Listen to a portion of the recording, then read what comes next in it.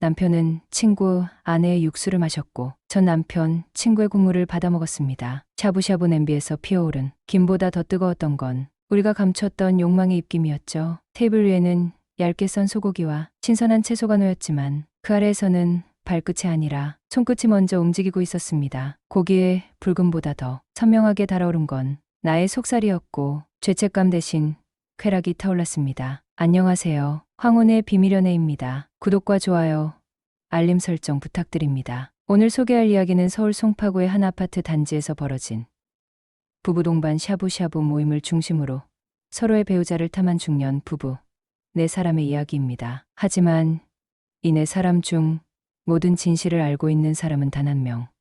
저입니다. 남편이 친구의 아내를 삼킬 때 저 역시 그 친구의 속에 스며들었죠. 겉으론 평온한 일상이지만 그 안에는 서로를 탐하는 은밀한 시간이 흐르고 있었습니다. 제 이름은 박연희, 올해 53입니다. 서울 송파구 올림픽공원 근처에서 태어나 자랐고 어릴 적부터 조용한 아이였습니다. 혼자 인형 옷을 꿰매고 아파트 뒤편에 핀 목련 꽃잎을 주워 일기장에 붙이던 그런 소녀였죠. 부모님은 맞벌이를 하셨고 저는 늘 혼자 있는 시간이 많았기에 내면의 대화가 많은 아이였어요. 고등학교를 졸업하고 바로 은행에 취직했지만 마음속 어딘가엔 늘 따뜻한 체온이 필요하다는 갈증 같은 것이 있었습니다. 그를 처음 본 건 삼성동 지점에서 일하던 23세 봄날 4월이었습니다. 신입으로 들어온 지 석 달쯤 되었을 무렵 회사 거래처 담당자로 자주 드나들던 사람이 있었죠. 바로 김재훈. 양복은 늘 다림질이 잘 되어 있었고 구두는 반짝였지만 그보다도 인상적이었던 건 말을 아끼면서도 무심하게 커피를 내려주는 모습이었어요. 첫 대면은 고객 상담 창구에서였습니다. 그는 수표 발행 업무를 하러 왔고 제가 실수로 이름을 잘못 불러 정정하던 찰나 그가 미소 지으며 말했죠. 괜찮습니다. 이름보다 얼굴이 기억에 남네요. 그 말 한마디에 제 심장은 한참을 두근거렸습니다. 이후그는 점심시간 즈음 가끔 지점 앞 작은 분식집에서 저를 마주쳤고 김밥을 먹던 제 앞에 우동을 내려놓으며 말했죠. 혼자 드시길래 같이 앉아도 될까요? 그렇게 우리는 자주 마주쳤고 자연스레 저녁까지 함께하게 되었죠. 비 오는 날엔 그의 차로 퇴근을 하기도 했고 성수동의 조용한 카페에서 처음으로 그의 손을 잡았던 날은 아직도 제 손끝에 남아 있습니다. 그와의 첫날 밤은 1997년 10월 남산 아래 조용한 모텔에서였습니다. 계절은 가을의 한가운데였고 창밖에는 은행잎이 흩날리며 도시의 불빛을 따라 천천히 내려앉고 있었죠. 그날은 그의 생일이었고 저는 작고 얇은 케이크 하나를 들고 조심스레 그의 품으로 들어갔습니다. 모텔 방의 작은 테이블 위엔 초 하나가 심장처럼 깜빡이고 있었고 불을 끄는 순간 방 안엔 정적이 흘렀습니다. 그 정적은 금방 그의 따뜻한 손끝이 제 손등에 닿으며 깨졌습니다. 말없이 마주본 눈빛 속에는 수많은 감정이 무겁게 가라앉아 있었고 그 감정은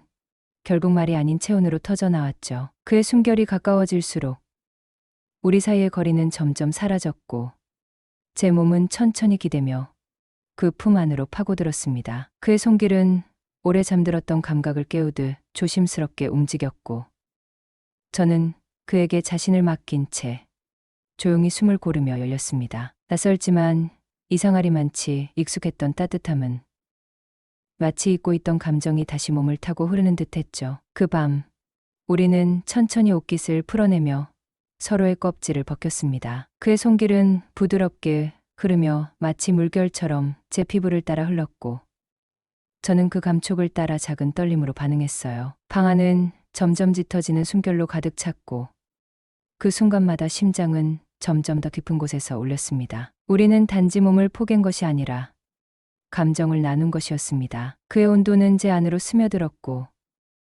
저는 그 열기를 가슴 깊숙이 받아들이며 처음으로 여자로서의 존재를 실감했죠. 그 밤 우리는 불꽃처럼 타올랐고 서서히 식어가는 여운 속에서 포개진 채 잠잠히 누워 있었습니다. 긴 여운 끝에 저는 그의 품 안에서 작은 속삭임으로 마음을 풀어냈습니다. 고마워요. 나를 안아줘서. 결혼은 생각보다 빠르게 진행됐습니다. 연애 6개월 만에 양가 인사를 마쳤고 양가 부모님의 축복 속에 식장을 잡았습니다. 웨딩홀은 잠실 근처의 한 호텔 연회장이었고 허니문은 푸켓으로 떠났죠. 여행 내내 손을 잡고 걸으며 서로의 미래에 대해 이야기했고 함께한 사진들을 보며 우리는 평생을 이렇게 웃을 수 있을 거라 믿었습니다. 결혼 후엔 송파구 방이동의 24평 아파트로 들어갔습니다. 작은 방 하나는 창고로 쓰고 거실엔 새로 장만한 65인치 TV를 달았죠. 남편은 아버지의 뒤를 이어 자동차 부품 유통업체를 운영하기 시작했고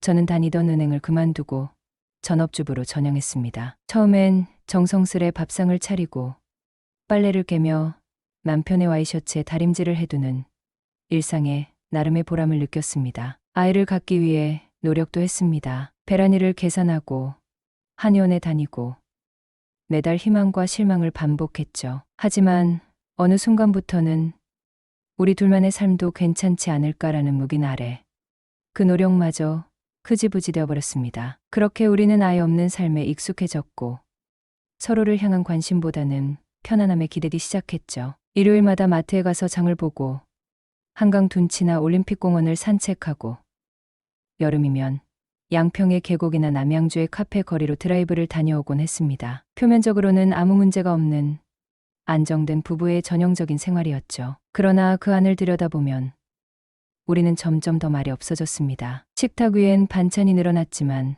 대화는 줄었고 밤에는 서로 다른 유튜브 영상을 틀어놓은 채 등을 돌리고 누워 잠들었습니다. 가끔은 그가 내 옆에 있다는 사실조차 잊을 정도로 우리는 조용히 멀어지고 있었습니다. 생일이나 결혼기념일에도 형식적인 선물과 인사만 주고받았고 서로의 눈을 오래 마주치는 일조차 어색하게 느껴질 만큼 감정의 거리는 멀어졌습니다. 그저 같이 밥을 먹고 TV를 보고 잠드는 삶. 말이 없었고 손끝 하나 닿지 않는 나날이 계속되었습니다. 언제부터였을까요? 남편의 퇴근이 늦어지거나 주말 골프 약속이 늘어가도 나는 따지지 않았습니다. 따지기엔 이미 마음이 지쳐 있었고 말해봐야 돌아올 건 피곤하다는 대답뿐이었으니까요. 우리는 부부라기보단 오랜 동거인처럼 살아가고 있었습니다. 함께 사는 건 맞지만 함께 살아가는 건 아니었습니다. 그러던 어느 날 남편이 고등학교 동창이라며 한 친구 부부를 집으로 초대했습니다. 윤성철, 52살, 키는 180cm 가까이 되었고 몸은 젊은 시절 운동을 했던 듯 단단하게 다져져 있었지만 그보다도 눈에 띈 건 그의 태도였습니다. 말수가 적고 웃음도 드물었지만 눈빛 하나만큼은 깊고 잔잔해서 오히려 묘한 안정감을 주는 사람이었죠. 낮은 목소리로 인사를 건넬 때 나는 그가 방 안의 공기를 조금 다르게 만드는 사람이라는 걸 직감적으로 느꼈습니다. 마치 오래전에 어딘가에서 스쳐간 적이 있는 것 같은 낯익은 기분하지만 동시에 설명하기 어려운 긴장감도 함께 스며들었습니다. 그의 옆에는 아내 장민정이 서 있었습니다. 51살이라고 했지만 첫인상은 그보다 훨씬 젊고 생기 넘쳐 보였죠. 깔끔하게 커트된 단발머리는 윤기가 흘렀고 선명한 레드 립스틱과 정돈된 아이라인이 그녀의 또렷한 이목구비를 더욱 강조하고 있었습니다. 그녀는 밝은 미소와 함께 먼저 손을 내밀며 인사를 건넸고 목소리에는 특유의 에너지가 넘쳤어요. 카리스마와 친근함을 동시에 갖춘 사람 처음 만났지만 마치 오래된 친구처럼 말의 틈을 허물어내는 타입이었죠. 두 사람은 겉보기엔 잘 어울리는 부부처럼 보였습니다. 말이 없는 성철과 분위기를 이끄는 민정, 음과 양.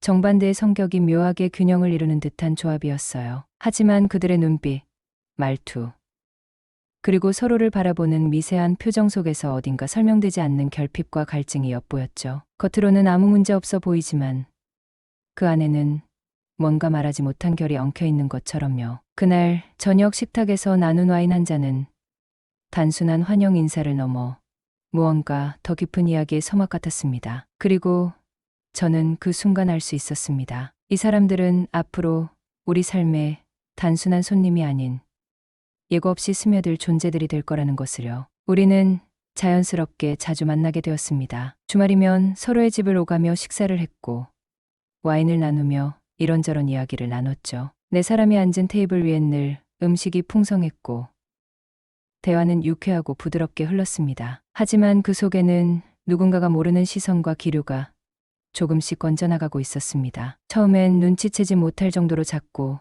조용했지만 어느 순간부터 그 불빛은 확실한 열기로 바뀌고 있었죠. 가장 기억에 남는 날은 속리단길의 한 조용한 샤브샤브 식당에서의 저녁 모임이었습니다. 테이블 중앙엔 김이 모락모락 피어오르는 샤브샤브 냄비가 있었고 얇게 썬 한우와 싱싱한 채소들이 정갈하게 놓여 있었습니다. 겉보기엔 평범한 부부 동반 저녁 식사처럼 보였지만 그 안에서는 다른 식욕이 끓고 있었죠. 민정은 와인잔을 들고 환하게 웃으며 이야기했지만 그 눈빛은 자주 남편 쪽으로 향했습니다. 남편 역시 민정의 말에 유독 크게 웃고 고기를 건네줄 때면 괜히 손끝을 길게 머물렀습니다. 그런 둘의 교차하는 시선을 보는 내내 저는 말없이 그 장면을 관찰했죠. 질투라기보단 묘한 호기심이 먼저 고개를 들었습니다. 내 옆에 앉아있던 성철은 한참을 말없이 있다가 건배를 제안하며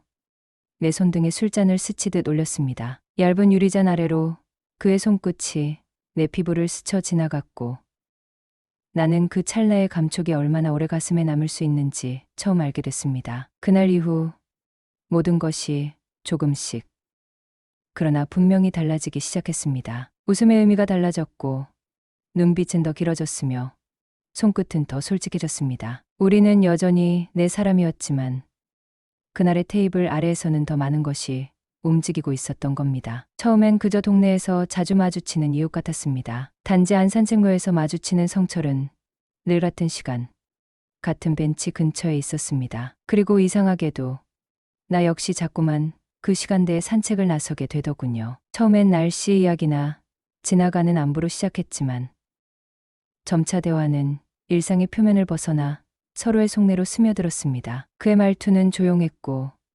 눈빛은 묘하게 따뜻했습니다. 오랜만에 누군가에게 내 이야기를 털어놓고 있다는 사실이 생각보다 나를 많이 흔들고 있다는 걸 느꼈죠. 그 무렵부터였을 겁니다. 남편과 민정의 시선이 자주 마주친다는 걸 깨닫게 된 건 처음엔 기분 탓이라고 생각했습니다. 하지만 민정은 점점 더 대담해졌고 애들 다 커서 집에 잘 없어라는 말을 핑계로 자주 우리 집에 드나들었습니다. 어느 날은 내가 말하지도 않았는데 식탁 위에 와인과 안주를 차려두고 기다리고 있더군요. 그녀는 냉장고를 열고 조리도구를 꺼냈으며 마치 이 집이 자기 집인 것처럼 행동했습니다. 남편은 그 즈음부터 성철과의 골프 약속을 부쩍 자주 잡기 시작했습니다. 주말 아침마다 골프백을 들고 무표정하게 나가는 그의 뒷모습을 보며 나는 더 이상 아무 말도 하지 않았습니다. 의심은 있었지만 확인하고 싶지도 않았고 이미 마음은 다른 곳에 가 있었으니까요. 나를 향한 그의 무관심은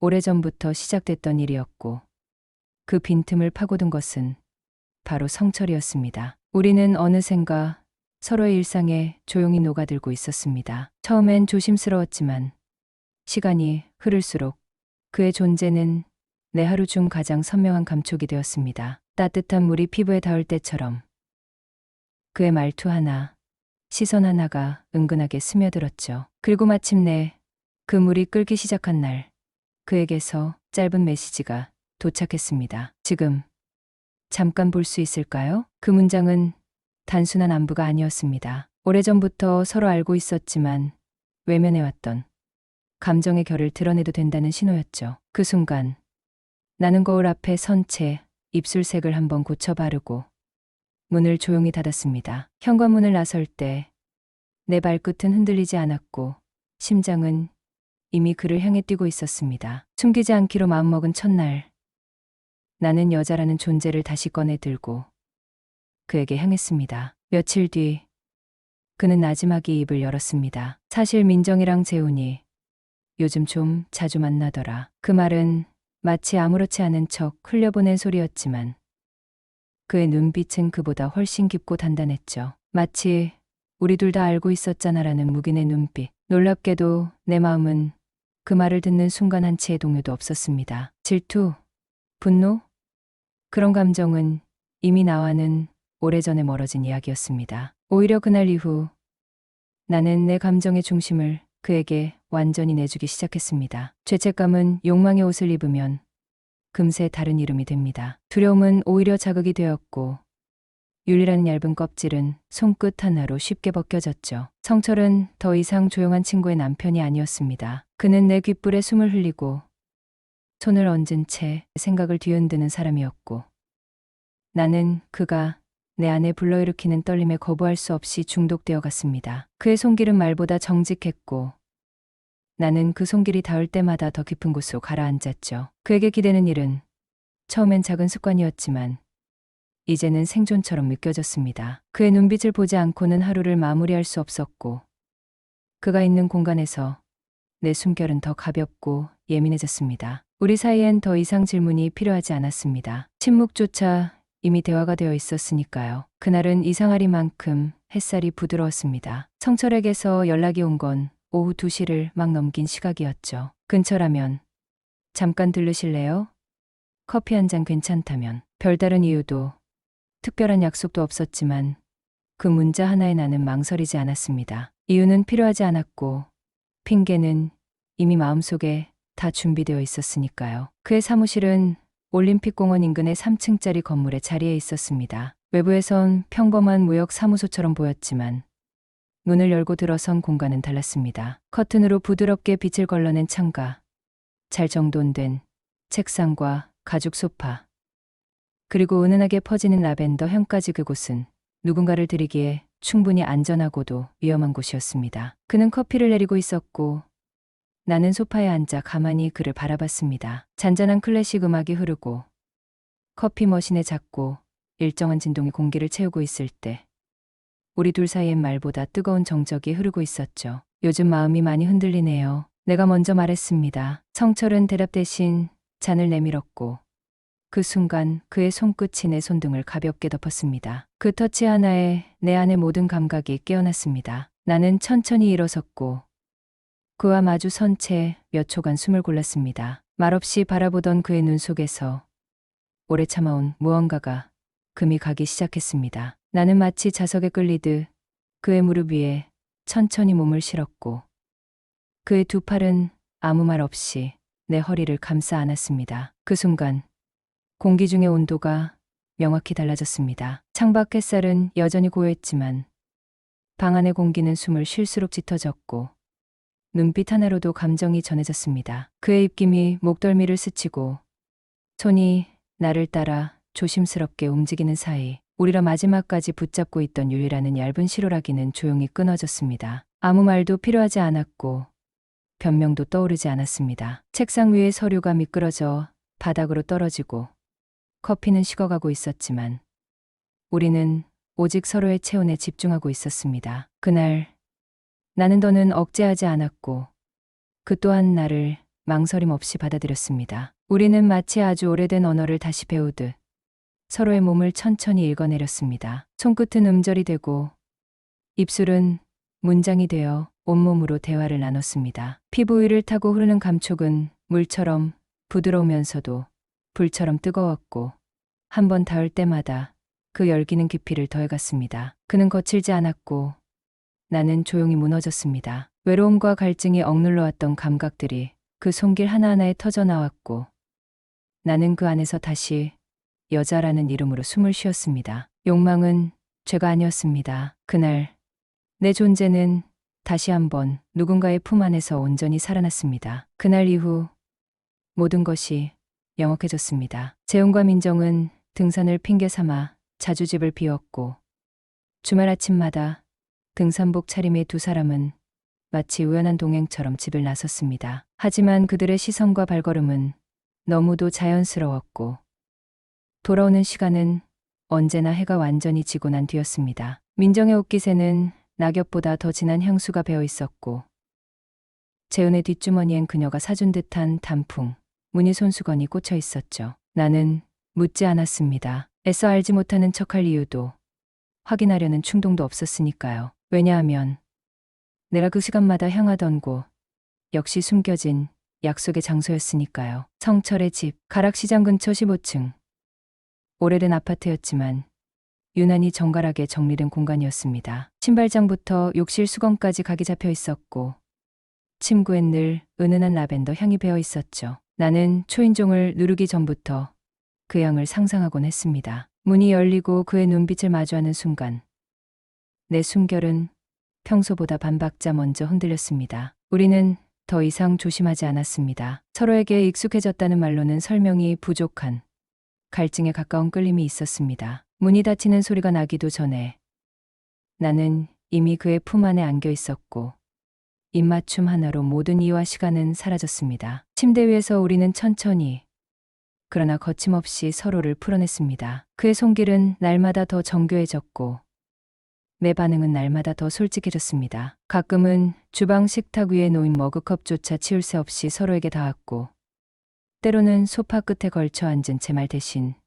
눈빛으로 모든 걸 나누었습니다. 우리는 체온으로 기억을 새기고 숨소리로 약속을 반복했습니다. 그의 공간 안에서 나는 옷보다 감정을 먼저 벗었고 그는 내 몸보다 마음을 먼저 끌어안았습니다. 그의 손끝이 내 목덜미를 훑을 때 나는 여전히 여자였고 여전히 사랑받을 수 있는 사람이라는 걸 느꼈습니다. 그것은 쾌락 그 이상의 것이었고 도피가 아닌 선택이었습니다. 창밖의 도시가 어둠에 잠길 때면 우리는 더 격렬해졌고 더 솔직해졌습니다. 방 안을 가득 채운 것은 단지 육체의 마찰이 아니라 오랜 시간 눌러왔던 외로움이 터지는 소리였습니다. 마치 누군가에게 처음으로 이해받는 듯한 감각. 죄가 아니라 위로처럼 느껴졌습니다. 나는 이제 알고 있었습니다. 남편과 민정의 관계도 나와 성철의 관계도 더는 숨길 필요도 없고 감출 이유도 없다는 걸. 우리는 이미 각자의 길을 걷고 있었고 그 길 위에서 서로를 만난 것뿐이었습니다. 어느 늦은 저녁 네 사람이 다시 우리 집 식탁에 마주 앉았습니다. 테이블 위엔 김이 모락모락 피어오르는 샤브샤브 냄비가 놓였고 고기와 채소가 한 접시씩 차례로 삶아지고 있었습니다. 겉으론 그저 평범한 부부 모임이었지만 식탁 아래에서 벌어지는 일만큼은 전혀 평범하지 않았죠. 좌석은 늘 그랬듯 부부끼리 마주 보고 앉는 구조였습니다. 재훈과 내가 나란히 앉아 있고 맞은편엔 민정과 성철이 나란히 앉아 있었죠. 겉으로는 웃으며 고기를 건네고 와인을 따랐지만 각자의 다리 아래서는 완전히 다른 대화가 오가고 있었습니다. 식탁 아래로 느껴지는 공기가 이상하게 뜨거웠습니다. 겉으로는 고기 익는 소리와 와인잔 부딪히는 소리만 가득했지만 테이블 밑에서는 말로 설명할 수 없는 어떤 기류가 교차하고 있었죠. 누군가는 의도치 않게 자리를 조정하는 척하며 무언가를 건드렸고 또 다른 누군가는 그 움직임에 응답하듯 작은 반응을 보였습니다. 순식간에 식탁 위의 대화는 공허한 배경음이 되었고 시선은 각자의 접시에 머물러 있었지만 집중은 전혀 다른 곳에 향해 있었습니다. 갑작스레 멈춘 젓가락, 괜스레 터진 웃음소리, 그리고 괜히 입가를 흘든 손짓. 모두가 아무 일도 없다는 듯 자연스럽게 행동했지만 그 무심한 연기 속엔 서로를 자극하는 은밀한 언어가 담겨 있었죠. 그날의 식사는 미각보다 감각이 더 예민하게 살아있는 시간이었습니다. 익어가는 고기보다 더 뜨거운 건 그 순간 우리 사이에 흐르던 숨겨진 열기였습니다. 김이 피어오르는 냄비 위엔 얇게 썬 소고기가 천천히 익어가고 있었지만 진짜로 뜨거운 것은 그날 식탁 아래서 오간 탐닉의 기류였습니다. 그 순간 나는 문득 이런 생각이 들었습니다. 남편은 친구 아내의 육수를 마시고 있었고 나는 남편 친구의 국물을 받아먹고 있었다. 샤브샤브 냄비 속에서 익어가던 붉은 고기는 점점 희미해졌고 내 안에서는 죄책감 대신 또렷한 쾌락의 열기가 피어오르고 있었습니다. 민정은 재훈의 귀에 조용히 귓속말을 속삭였고 나는 그 소리를 듣지 않아도 그 내용이 무엇일지 짐작할 수 있었습니다. 성철은 잠깐 나를 쳐다보더니 잔을 들어 올렸고 나는 고개를 끄덕이며 잔을 부딪혔습니다. 잔 속의 술은 떨리는 손끝 탓인지 미세하게 출렁였고 나는 그 떨림이 내 안을 타고 올라온 손끝과 닮아 있음을 느꼈습니다. 그날 밤 모든 퍼즐은 마침내 제자리를 찾았습니다. 식사는 끝났고 조용히 치워진 그릇들과 잔잔한 음악 소리 사이로 네 사람은 자연스럽게 각자의 방으로 흩어졌습니다. 하지만 우리가 향한 방은 이름이 붙어 있던 그곳이 아니었습니다. 남편은